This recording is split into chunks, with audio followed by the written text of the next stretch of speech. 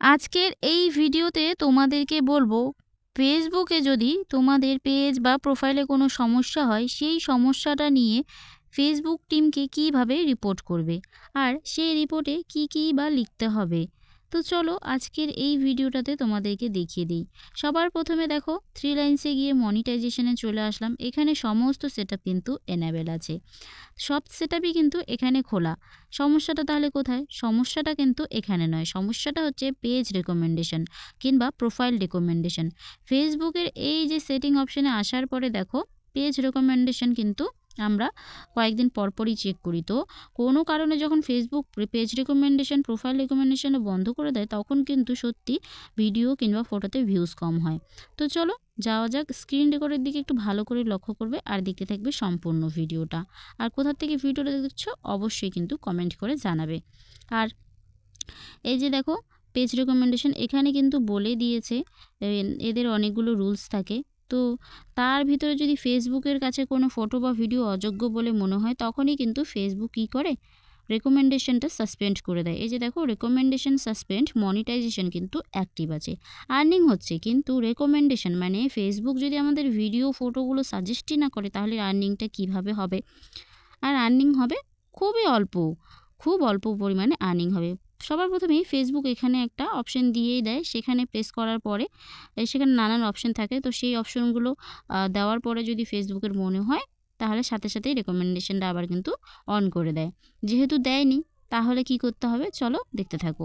এই যে read in full spam, তো এইখানে কিন্তু ফেসবুকের কাছে একটা ফটো আমি আপলোড করেছিলাম, তো সেই ফটোটা ফেসবুকের কাছে অযোগ্য ছিল। তাই ফেসবুক কী করেছে, একটা ফটোর জন্য কিন্তু রেকমেন্ডেশন বন্ধ করে দিয়েছে। তো চলো এইবার দেখা যাক কিভাবে আমরা পেজ রেকমেন্ডেশনটা আবার ফিরিয়ে আনবো। সবার প্রথমে আমাদেরকে চলে যেতে হবে নিজেদের প্রোফাইলে। নিজেদের প্রোফাইল কিংবা পেজ যেটাই হোক না কেন সেখানে গিয়ে তোমাদের যে প্রোফাইল কিংবা পেজ তার কিন্তু লিঙ্কটা কপি করে নিতে হবে। তারপরে এই যে দেখো হেল্প অ্যান্ড সাপোর্টে গিয়ে রিপোর্ট এ প্রবলেম, এখানে গিয়ে এই মোবাইলটা একটু চেক করবে, করে তারপরে নিচে তোমরা দেখো রিপোর্টে প্রবলেম, তো সেখানে কিন্তু প্রেস করতে হবে। তারপরে ওখানে প্রেস করার পরে কিছুক্ষণ সময় নেবে ফেসবুক রিপোর্টটা ক্রিয়েটিং করার জন্য। তো তারপরে কিছু সময় নেওয়ার পরেই কিন্তু তোমাদেরকে এই ইন্টারফেসটা দেখাবে। তারপরে এখানে দেখতে পাবে ইনক্লুড, এই ইনক্লুড অপশানে প্রেস করে দিতে হবে। দেওয়ার পরে তোমার প্রোফাইল নাকি পেজ সেটা তোমাকে কিন্তু এখান থেকে দেখে ভালো করে সিলেক্ট করে নিতে হবে। পেজ হলে পেজ, প্রোফাইল হলে প্রোফাইল।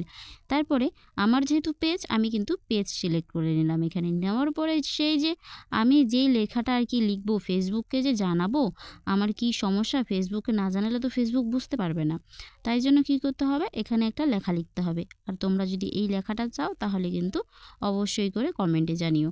এই লেখাটা লিখে তোমাদের যে সেই লিঙ্কটা কপি করলে প্রোফাইল কিংবা পেজ তার লিঙ্কটা যে কপি করলে লিঙ্কটাকে তোমাকে কিন্তু দিয়ে দিতে হবে। দেখো আমি আগেই হোয়াটসঅ্যাপে এইগুলো সব লিখে রেখেছি, পরে কিন্তু কপি করে দিয়ে দিচ্ছি।